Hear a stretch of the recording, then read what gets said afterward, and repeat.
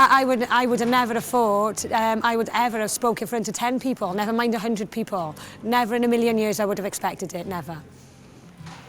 And the adrenaline overtook, and I think it went okay.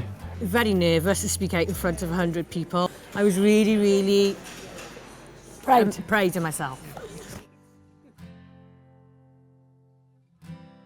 Livelihoods has given me a new sense of direction. I was fearful at the job centre.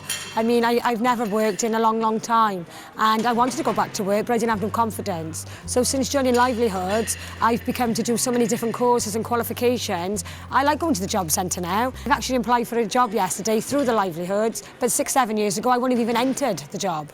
So it's given me such a boost in confidence, it's unbelievable.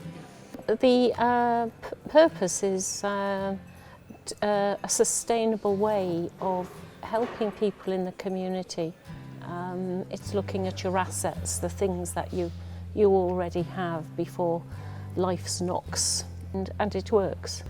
It's very effective, and it's worked for me, yes, very positively. I feel like I've come really far in this last year because I was sort of stagnant and now I'm not, and now I've got a future because of the Livelihood Project. I've suffered from extreme anxiety and depression for many years, and it's helping me to overcome it. Well, I never thought I was going to go back to education, and I've achieved qualifications in maths, English and IT. Because of this now, I volunteer in a place in Port Talbot because of the confidence I have gained since joining the Livelihoods. It's made me a lot happier, and it's made me a lot more positive about the future. I feel that there are things I can do now, and that I thought were out of reach. We should have much more projects like this going on all over Wales.